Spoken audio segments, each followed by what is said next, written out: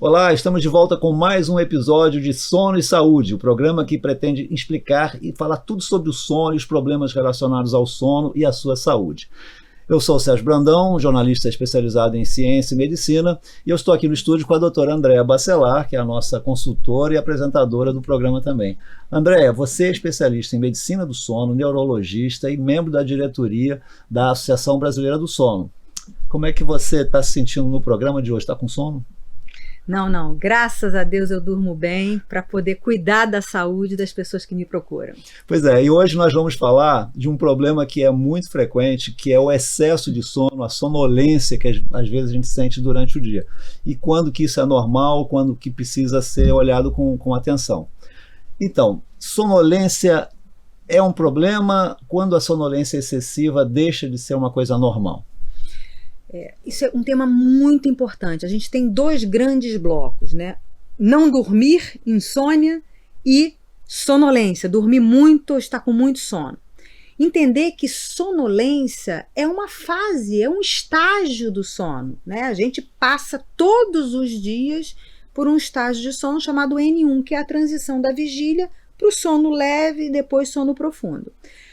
O que a gente está aqui preocupado é com a sonolência excessiva, que é o quê? A inabilidade, a incapacidade de se manter acordado num período de vigília, num período em que você precisa, você deve estar alerta para o seu desempenho acadêmico, profissional, de deslocamento. Então, se isso está acontecendo de uma maneira frequente, quase que diária, lhe incapacitando, né, lhe gerando inclusive momentos de cochilos, momentos de efetivamente entrar em sono, é um alerta. A gente precisa pensar em buscar ajuda se isso acontece. Na sua prática clínica, a frequência da sonolência entre os seus pacientes, pessoas que lhe procuram porque estão achando que a sonolência realmente está atrapalhando. Qual é a frequência da sonolência na população em geral? Eu tenho uma arte aqui, Sérgio, para mostrar isso. É bem alta, viu? A gente está falando de sonolência excessiva diurna, moderada, 15% da população. Acentuada, e a gente tem como medir isso com escala, né? Depois eu posso até mostrar essa escala para as pessoas tentarem em casa definirem, será que eu tenho uma sonolência leve, moderada ou grave? Então, sonolência acentuada, 5% da população. Isso acontecendo pelo menos 3 vezes por semana. E a prevalência de sonolência por sono insuficiente chega ali a 4, 5% da população. Quando eu falo sono insuficiente, eu estou falando de privação voluntária de sono, quer dizer, aquele indivíduo que eu tenho sono, eu poderia dormir, mas eu estou evitando. Eu chego a casa e estendo porque eu ainda tenho afazeres, atividades, ou eu coloco um despertador para mais cedo, eu dormiria mais, mas eu preciso. Isso, excepcionalmente, tudo bem. A questão é que muitas pessoas fazem isso como uma regra. Quer dizer, diariamente, a semana, o momento da semana, o momento da produtividade, eu durmo um período menor do que o meu corpo precisa. E aí, logicamente, estarei sonolento. Bom, tem algumas pessoas que procuram tomar muito café, cafeína, energéticos, esses produtos, para se manter alertas. Isso é contraindicado? O café em excesso, por exemplo, pode ser prejudicial à saúde? Tudo em excesso né, Sérgio? Aquele cafezinho, aquela cola ali de manhã, após o almoço, é super bem-vindo, né? Dá um aumento de alerta, sim. É um estimulante do sistema nervoso central. Agora, aquele indivíduo que está em privação de sono, dormiu 5 horas à noite, e aí eu vou abusar de cafeína, às vezes usando até substâncias, medicações que são anfetamínicos ou que aumentam o alerta para se manterem acordados, certamente vão pagar uma conta em médio prazo. E quando que você acha que é preciso buscar ajuda médica para resolver um problema de sonolência excessiva durante o dia? Existem várias causas de sonolência excessiva, né? O sono insuficiente é uma delas. A gente tem um problema respiratório do sono, a apneia do sono, que a gente vai ter até um programa sobre isso. Outras doenças, quer dizer, na especialidade neurologia, psiquiatria, endocrinologia, muitas doenças podem cursar com sonolência excessiva. Medicações em excesso, medicações que geram sonolência, drogas lícitas ou ilícitas que geram sonolências, trabalhadores em turno, também vamos falar sobre isso, que estão dormindo em horários inadequados, tempo inadequados, terão sonolência excessiva. Quer dizer, pessoas que estão fora desse padrão, e isso incomodando o seu dia a dia, podendo ter consequências ruins, né, na sua rotina, precisam buscar ajuda médica. Tem um problema que eu às vezes sinto quando saio à noite, vou jantar fora, alguma coisa, que na volta para casa eu sinto muito sono. É recomendável você evitar dirigir quando você sente sono? Sérgio, você tocou numa situação muito interessante. A gente sempre fala, né? Se beber, não dirija. Mas se você estiver sonolento, não dirija. É a terceira causa de acidentes no trânsito. É muito próximo do álcool, é a sonolência. No entanto, ninguém fala disso. E ninguém fala disso. Quer dizer, você acordou às 6 da manhã, vai dormir todo dia às 10, 11 horas da noite. Mas na sexta, você dá uma estendida e vai dormir às 2 da manhã porque você saiu para ter um happy hour, etc. Quer dizer, você está em privação de sono, você está com seu alerta atenuada.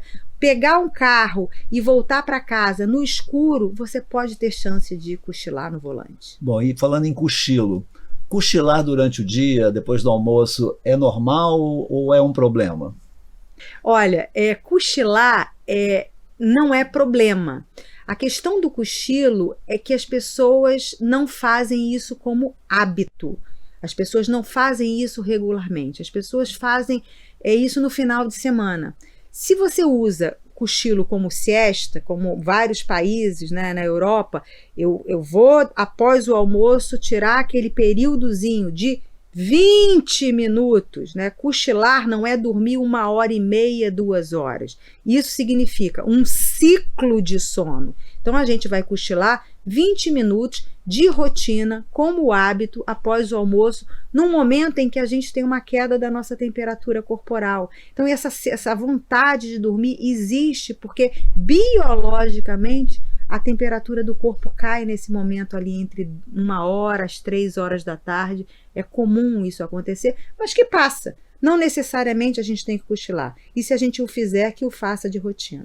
Bom, no meu caso específico, às vezes eu tenho um soninho assim lá para as 6 horas da tarde, 7 horas da noite, dá uma vontade de dar uma cochilada, mas nesse horário é normal um cochilo? Não, nesse horário a gente chama de zona proibida do sono, inclusive. Cochilar nesse horário a gente pode ter prejuízo na promoção, na pressão para o sono, ali 10, 11, meia-noite, quer dizer, no seu horário habitual de dormir, aí você pode ter problema de pegar no sono. Então, nesse horário, é um horário que a gente tem que, muito pelo contrário, levantar. Não é para tomar café, porque a gente sabe que a meia-vida, o tempo de ação do café é de 8 horas, então eu posso prejudicar o sono, o início do sono mais tarde, mas aí não faça uma atividade monótona, não se entregue ao sono às 7 horas da noite. André, espero que ninguém esteja ficando com sono aí vendo a gente, né? Mas esse bocejo que é contagiante, vamos explicar depois do intervalo o que é o bocejo, por que a gente boceja e por que o bocejo é tão contagiante? Fica aí que a gente volta daqui a pouquinho.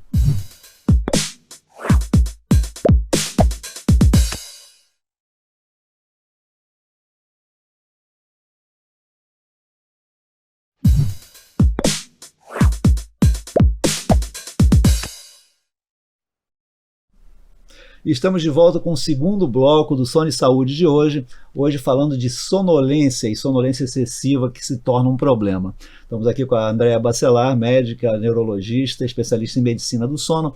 Andréa, a gente chamou o bloco falando do bocejo, né? Aquele bocejo que dá indício que nós estamos com sono, que é contagiante, inclusive. Então a pergunta é, por que nós bocejamos e por que ele é contagiante, o bocejo?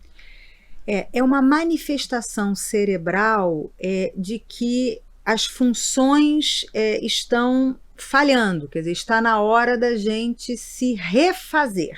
Então, os olhos lacrimejam, a gente pisca mais e essa manifestação acontece. E por que a gente acaba contagiando o outro? Porque a gente tem, nos nossos órgãos dos sentidos, esse reflexo, essa reprodução no sistema nervoso central, existem alguns neurônios que são neurônios espelhados. Então, na hora que esse ato bate no indivíduo que está próximo, esse neurônio espelhado entende que ele tem que reproduzir aquele mesmo ato. Então, uma pessoa boceja, o do lado tem a mesma vontade de bocejar. Às vezes a gente fala bocejo, a mímica já tem vontade de realizar aquele ato. E não é só com bocejo, né? Quando a gente fala assim, eu acho que eu estou com piolho, eu estou me coçando. A pessoa que está do lado já tem vontade de coçar, já tem vontade. Então, isso acontece por esse reflexo desse tipo de neurônio. Dos neurônios espelho, né? Bom, e não são só nós, os seres humanos, que bocejamos, os animais também, né? O que indica que, pelo menos entre os nossos ancestrais mamíferos já tinha essa questão do bocejo. Bom, talvez fosse um aviso, olha, está na hora de se recolher o grupo, né, lá nos nossos ancestrais caçadores-coletores. Quando é que, na sua prática médica, você identifica problemas de saúde relacionados a uma sonolência excessiva diurna, fora do horário de dormir? O importante é que quando chega para nós, o indivíduo ele já está preocupado, né? Ele já buscou ajuda.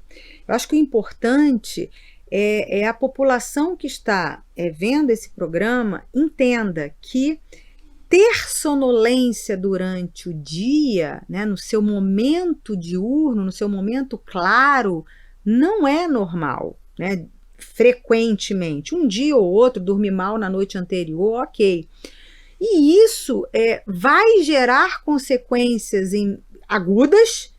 Eu tenho irritação, meu desempenho, meus reflexos, minha memória, minha vida social, isso tudo vai estar comprometido ali agudamente. Mas em médio e longo prazo, se eu estou em privação de sono e isso gera sonolência, eu também vou comprometer os meus órgãos como um todo. E se eu tenho alguma predisposição de ter hipertensão, de ter diabetes, de ter alguma célula que vire uma célula neoplásica, uma célula cancerosa, isso tudo eu vou antecipar essas questões. Então, ter sonolência pode ser por privação de sono, mas pode ser por outras razões. Então, busque ajuda médica, sim. Muitas vezes a gente sabe a causa. Eu estou acordando muito à noite, então isso aí, meu sono está fragmentado. Às vezes não está relacionado ao sono, está relacionado ao dia, né? Eu estou dormindo em horários inadequados e aí o meu dia está comprometido. Às vezes está relacionado ao meu metabolismo. O meu metabolismo não está funcionando adequadamente. Eu estou acumulando substâncias que eu não deveria acumular. E, logicamente, a investigação é necessária, né? Eu vou precisar de ajuda médica para investigar. Como é que uma pessoa que esteja nos assistindo pode se autoavaliar, saber se essa sonolência que ele sente ou ela sente, às vezes, durante o dia é normal ou anormal, que precisa de buscar ajuda? Eu tenho uma arte aqui de uma escala validada em vários países, em várias línguas, que chama-se Escala de Sonolência de Epworth. São 8 perguntinhas. Então, ou tire uma foto, ou vá lá no Instagram e veja. São 8 perguntinhas que você vai dizer de 0 a 3. Você vai dar uma nota.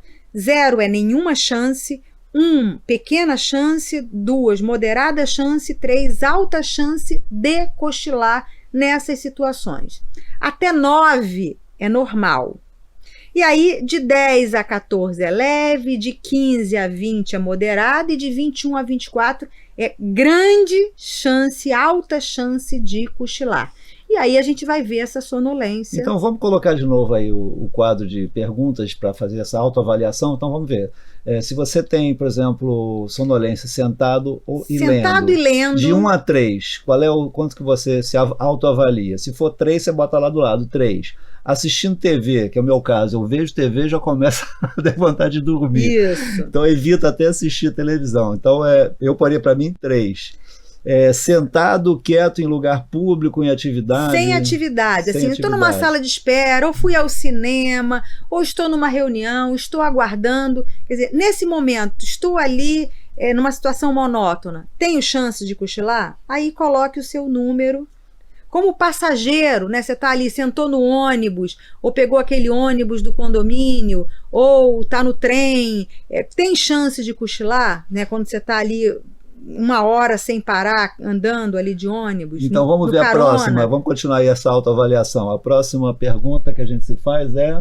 Deitado para descansar à tarde, quando as circunstâncias permitem. Ou sentado conversando com alguém. Quer dizer, aí a gente já está em situações de sonolência mais sérias. Pode ser até uma narcolepsia, né? Exatamente. Que é o assunto até de um programa nosso aí futuramente. Sentado calmamente após o almoço sem ter ingerido bebida alcoólica. E se você estiver de carro enquanto para por alguns minutos num trânsito intenso, né? Inclusive aquelas pessoas que dão aquela batidinha atrás do outro carro, porque eu tô ali no trânsito, para. Quantas pessoas não acabam encostando por causa de sonolência, né? Cochilou. Então faça essa análise, essas 8 perguntas. Se tudo for 3, é 24, quer dizer, sonolência extrema. Até 9 é normal. Acima de 9 já é sinal de alerta. Uma sonolência leve. E aí, de repente, se for 24, aí tem que buscar ajuda médica, né? Exatamente. Aliás, Sérgio, eu tenho alguns casos muito exceções à regra de pacientes. Eu tenho um paciente que teve 8 perdas totais de carro. Caramba. Quer dizer, como é que uma pessoa... Só depois que ele foi procurar ajuda. Exatamente. Que bom que não aconteceu aliás, nada de grave. Falando nisso, né, assim como tem a lei seca, o bafômetro, tem alguma espécie de diagnóstico. A lei de trânsito não prevê, né, essa questão de acidente por sonolência, mas deveria ter um bafômetro do sono? Deveria. Hoje existem, com motoristas profissionais, né, existem algumas cabines que são colocadas em estradas, né, naquelas paradas, com grande luminosidade, porque, né, a luz, a gente sabe que a luz inibe o sono, né, adolescente com a tela do celular, a gente vai falar sobre isso. Então, tem como medir, né, pela pupila, pela cabeça, se o indivíduo vai cochilar no volante, se ele vai entrar nessa sala para ter essa luminosidade. Existem esses testes, são protótipos com a possibilidade de evitar acidentes, principalmente com motoristas profissionais. Bom, nós vamos chamar um intervalo, porque ainda tem muito assunto para falar sobre sonolência excessiva durante o dia, como é que a gente pode evitar, fazer essa avaliação que a gente já passou aí, essas perguntas, né, que você tem que dar a notinha, mas a gente volta daqui a pouquinho com mais perguntas e tentando responder as suas dúvidas sobre a sonolência excessiva. Até já!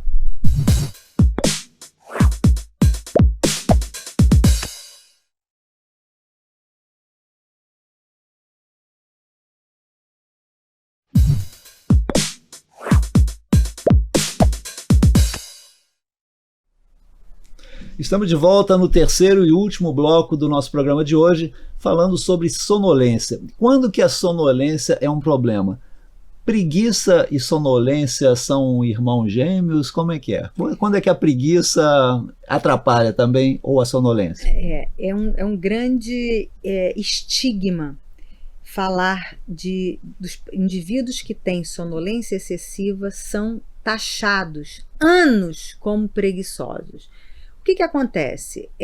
A gente tem duas situações muito prevalentes na mesma faixa etária, que são os adolescentes.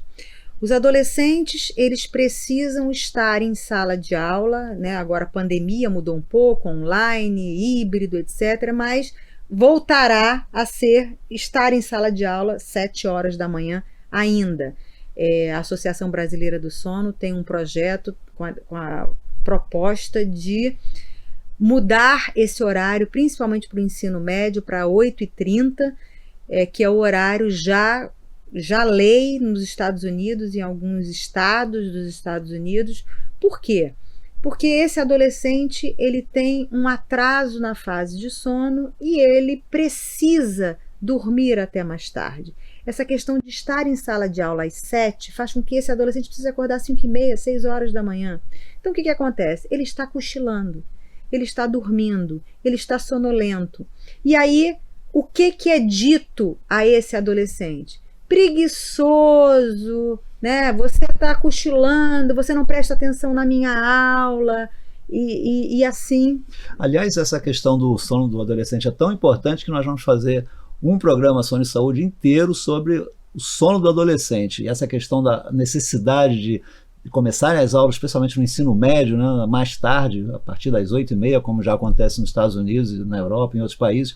Nós vamos fazer um programa especialmente sobre isso. Ou seja, preguiça pode ser um sintoma da sonolência que pode ter sido causada por falta de sono adequado nas horas certas, não é isso? Nas horas certas, exatamente. Quer dizer, não significa dizer que esse adolescente esteve brincando ou esteve sem dormir, noitadas, embaladas, e por isso ele está cochilando nesse primeiro tempo. Às vezes até de acontece, aula. né? O adolescente quer fazer aquela social de noite e vai dormir muito tarde também. Mas entenda bem, esse dormir muito tarde, eu não estou falando dormir 3, 4 horas da manhã, eu estou falando que ele não consegue dormir 9 horas da noite. Não consegue, porque ele não tem, o hormônio do sono não foi produzido. A melatonina, então, não? Ele precisa dormir um tempo maior do que um adulto, porque ele ainda precisa de um tempo total de sono maior. Ele não tem sono 10 horas da noite e ele precisa acordar às 5h30 da manhã. Então, essa conta não fecha. E aí ele está cochilando. E para mascarar mais ainda um outro transtorno de sono, que é um transtorno de uma hipersônia de origem central, que é a narcolepsia, e as outras hipersônias que têm umas outras semelhantes, mas que estão no mesmo bloco, né, que é a hipersônia idiopática, outras doenças do sistema nervoso central, começam a acontecer em que faixa etária? Na adolescência. A narcolepsia começa na adolescência. Começa, o primeiro pico é na adolescência. E o que esse adolescente está fazendo? Cochilando em sala de aula, neste mesmo horário, ou seja, entra no mesmo bolo. É o adolescente preguiçoso que está cochilando, que não é preguiçoso, e ele está ali. A questão é que este adolescente vai melhorando, né, vai para a faculdade, o sono se ajusta um pouco, ele acaba precisando de um tempo total de sono menor, a melatonina começa a ser produzida um pouco mais cedo, ele se ajusta um pouco mais com o horário e ele acaba ficando menos privado de sono. Mas quem tem a doença, quem tem a narcolepsia, permanece. E aí a gente está falando de um outro transtorno de sono que também merece um bloco, apesar de ser uma doença rara, ela está entre as doenças raras, mas a gente tem 150 mil, 200 mil pessoas, né, que têm narcolepsia no Brasil e que não têm esse diagnóstico, e que a gente não tem esse diagnóstico, e que demora, em média, 10 anos. Existem estatísticas mundiais em que o indivíduo, do primeiro sintoma ao seu diagnóstico, demora, em média, 10 anos. Então, imagine o que essa pessoa não sofreu de estigma, porque ele não consegue acordar, ele cochila em sala de aula, ele cochila no trabalho, as relações sociais, as relações afetivas, tudo isso está comprometido nesse indivíduo. Bom, André, está chegando na hora da sua dica, né? Hoje é o quadro Boa Noite com o Dr. Andréa Bacelar. Vamos lá? Boa noite com a doutora Andréa Bacelar. Dicas preciosas sobre o sono com quem mais entende do assunto.